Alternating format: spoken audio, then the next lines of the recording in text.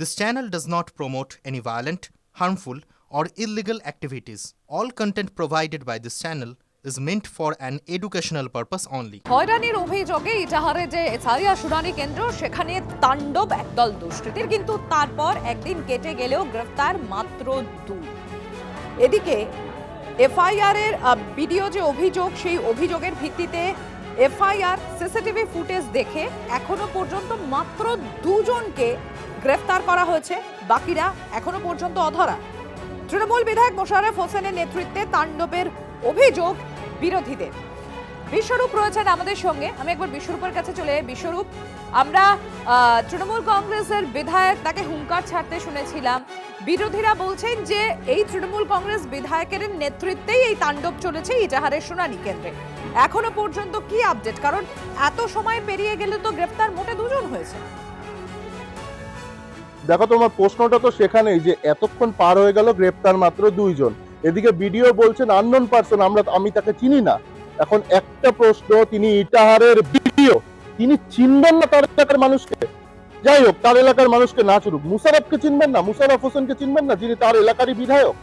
এটা কেমন কথা? এটা কিন্তু প্রশ্ন করছে যে মুশাররফ হোসেনের বিরুদ্ধে যে অভিযোগটা, যে তার নেতৃত্বে এই যে গোটা ঘটনা কালকে পুরো বাংলা দেখলো, ইটাহার দেখলো, তার নেতৃত্বে এই ঘটনাটা হয়েছে বলে বিরোধীরা অভিযোগ করছে। কিন্তু ভিডিও এখনো পর্যন্ত মুশাররফের বিরুদ্ধে কোনো অভিযোগ করলো না।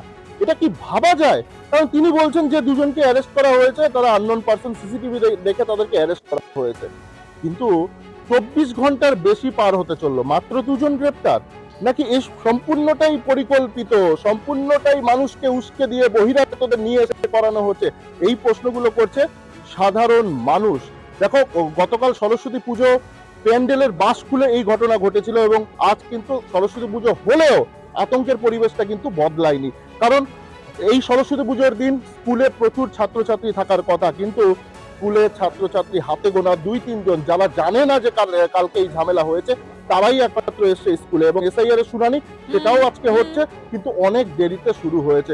এই যে চাকুলিয়া, মানে আমার এই জেলায়, আমি যে জেলায় সাংবাদিকতা করি, এই জেলাতে কিন্তু চাকুলিয়াও পড়ে। মানে চাকুলিয়ার চিত্র মানুষ দেখেছে, ফরাক্কার চিত্র মানুষ দেখেছে, এবার ইটাহার। সম্পূর্ণটাই কি পরিকল্পিত, সাজানো?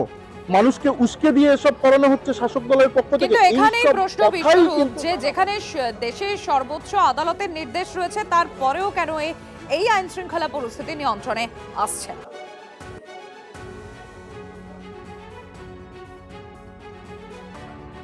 22 তারিখ একটা ইটাহারে একটা হয়েছিল ভিডিও অফিসে, এসআইআর নিয়ে এসআইআর সংক্রান্ত নিয়ে একটা ঘটনা ঘটেছিল, যেখানে হচ্ছে ভিডিও সাহেব হচ্ছে একটা এফআইআর করেছিলেন সাম আননোন পারসনের উপরে। তো সেই পরিপ্রেক্ষিতে আজকে এই 2 জনকে অ্যারেস্ট করে নিয়ে আসা হয়েছে। এই তাণ্ডবের আতঙ্ক রয়েছে, কিন্তু তার মধ্যে ইটাহারের স্কুলে চলছে এসআইআর এর শুনানি, আর অপরদিকে চলছে সরস্বতী পুজো। দেখুন, সেই ছবি তুলে ধরি আপনাদের সামনে। একদিকে এসআইআর এর শুনানি চলছে, অপরদিকে চলছে সরস্বতী পুজো। আর আপনারা জানেন যে ঠিক একদিন আগেই, 24 ঘন্টা আগেই, সেখানেই এসআইআর শুনানি সময় রীতিমতো তাণ্ডব চালায় একদল দুষ্কৃতী। না, অনিশ্চিত 10টা থেকে হওয়া উচিত টাইম, অফিস টাইমে। কখন থেকে হবে এখন তো বুঝতেই পারছি না, দাঁড়িয়ে আছে। কালকে ওর হিয়ারিং ছিল, হিয়ারিং ডেট ছিল, এখানে কাগজপত্র দেখাতে গিয়ে ওই একটা কাগজ ছিল না, কি ডকুমেন্ট ছিল না বলছিল এখানে। বলার পরে বাড়িতে পাই না, পাওয়ার পরে টেনশনে ও আত্মহত্যা করেছিল। কালকে 5 মারা গেছিল। ভাঙচুর হয়েছিল বলতে ওখানকার ওদেরই পাড়ারই, ঠিক আছে, 2-3টা ছেলে আসে, টাং লাঠি নিয়ে আসে, ওই চেয়ার ভেঙে দেয়। একটা আছে, ওদেরই ভাগিদারের লোক 2-1 জন। তারপর তো কাজ বন্ধ থাকে, সব স্টাফ চলে যায়, কাজ করবো না এভাবে বলে।